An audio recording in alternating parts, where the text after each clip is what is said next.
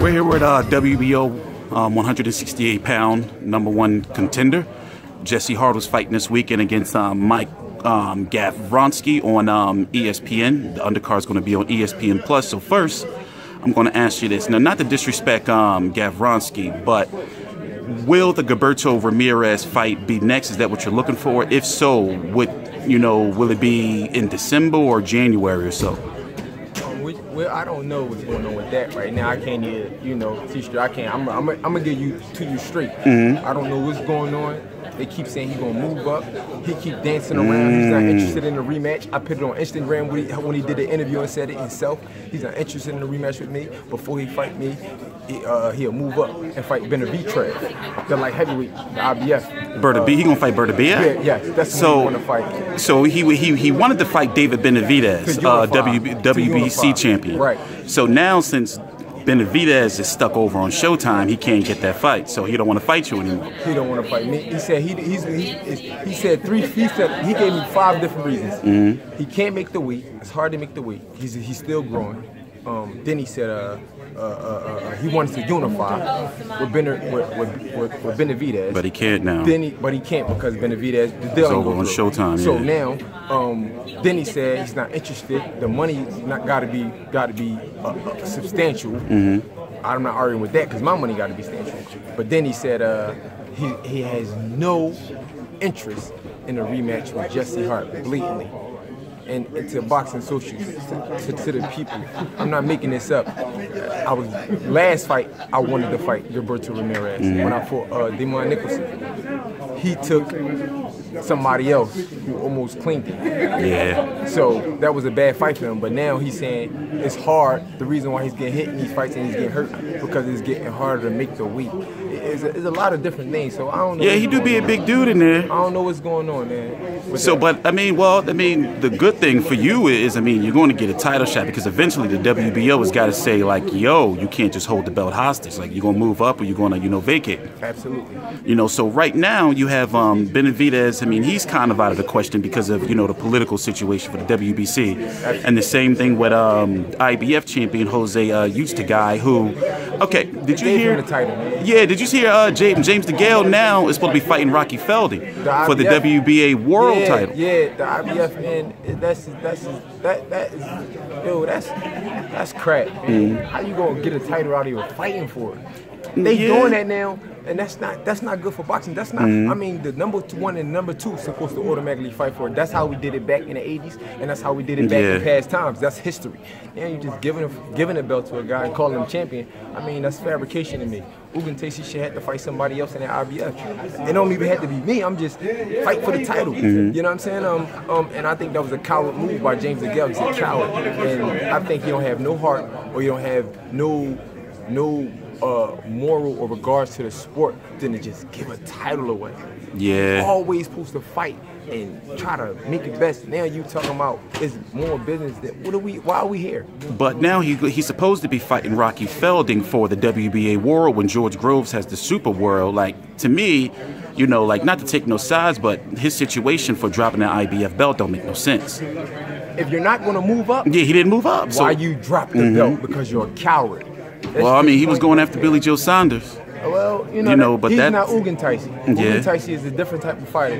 They know he's going to be relentless. They know he's going to put pressure. Yeah. And for certain fighters at that age, like your James DeGale, what he said, I read his interview, my age, I worry about my body, I'm worried about my health. You worry about all these different things instead of worried about being an IBF champion of the world. Yeah. If that's not why we're here, then why bother with the sport, period? Well, many feel that Scott, the guy, would have destroyed him. So, that's what people are saying, and maybe that James DeGale did. He wants to extend his career. And it's supposed to be Olympic gold medalist, and it's supposed to be all these different things. Ain't nothing but a coward. So you got George Groves versus Callum Smith. That's going to be taking place in all places of Saudi Arabia. In the World Boxing Super Series. Your thoughts? Who do you have winning that fight? Well, I really don't. That fight is like, come on. Groves has been beaten up badly. He just came off an injury. He beat Chris Eubank Jr. Yeah, that was a very tough fight for him because of his age and because the physical amount of punishment his body took. Yeah, he's been in some wars. It's starting to show. A lot of people don't understand that. Carl Froch, the fight after that, Bottle Jack. Them fights are starting to add up on his signature tool. So I like Caleb Smith in that fight, but who has Caleb Smith really beaten? I mean, he beating Rocky Fielding, who was the WBA champ now, but he got that belt from Tyrone Zugi. Yeah. How did Tyrone Zugi even get the title? Yeah. You gotta look at all these. Who That's the WBA though. You go. You got all these different things. You got all these different fighters. And they criticize me. And they criticize, say who I'm fighting. I'm fighting. I want the best fighters. I'm not shying away. I'm asking Bob. Look, give us the tough fight. Give us the guys. And you watch what I do to him. Gilberto don't want no more parts. He don't want no more parts. But you know who he said he'll rematch? Who? This the kicker. He said, why not rematch Arthur Abraham instead of Jesse? What? Yeah. These were the people who don't know what's going on behind closed doors. I'm giving you facts. Behind in that business room. Why not give me Arthur Abraham? Why not give you Arthur Abraham? And then, we both young in our problems in our careers. Let's get it on, man. Let's stop playing. No, I can't make the weight. All right, well, I really want to fight Ben and be there for the light heavyweight. Which one is it? Which is it? Oh, it ain't enough money.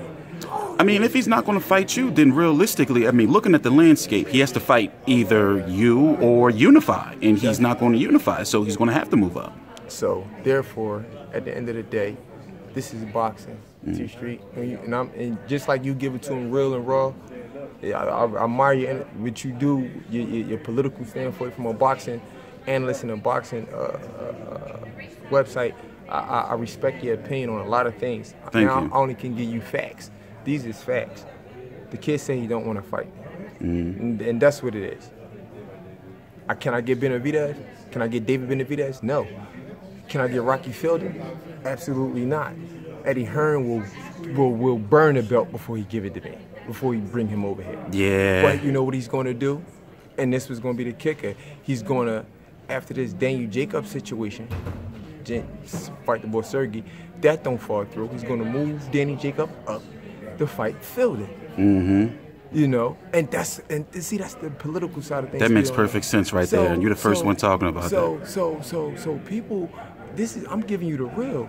That he's going to give that belt to one of his own, Eddie Hearn. He just had that stream. He just got that stream deal. So now he's got to keep belts in that in-house thing. He's got to work that stream. He's got to work that plug. How if he lose? How can I get him in there with him? How can I keep this WBA title here? You know, Rocky Fielding, you give him to me, I'm gonna destroy Rocky Fielding. Rocky Fielding won't last 8 rounds with me.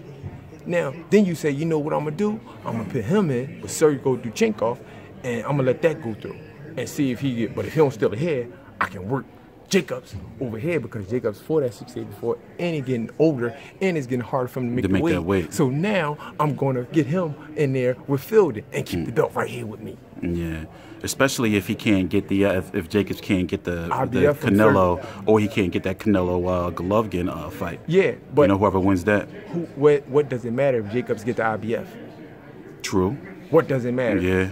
I can go ahead and fight Charlo.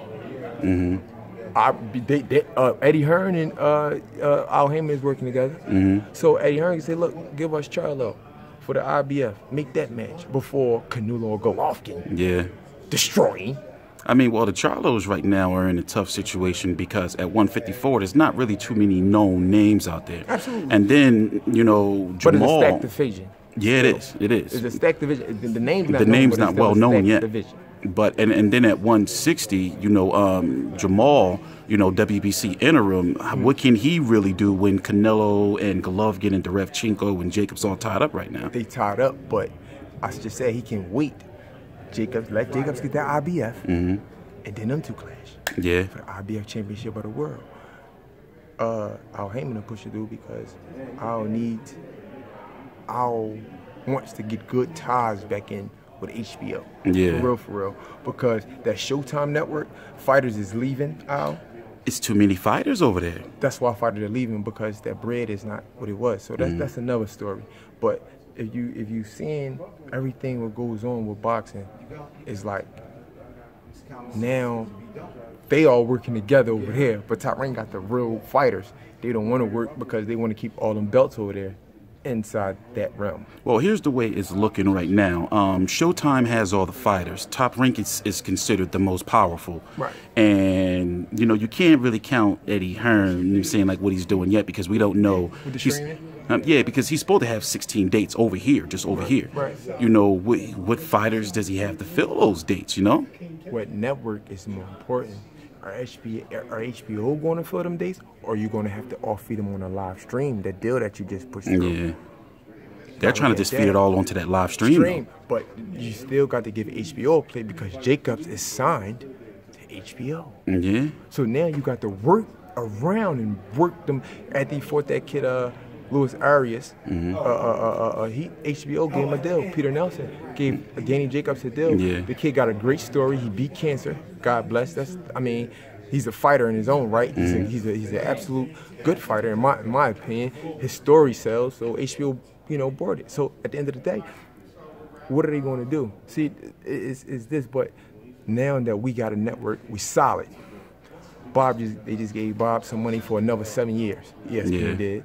They gave him some money for 5 years first. Then they gave him for another 7 years. So now we got a lot network that's live now. We can show and it's talent. ESPN. So now the people is going to demand these fights.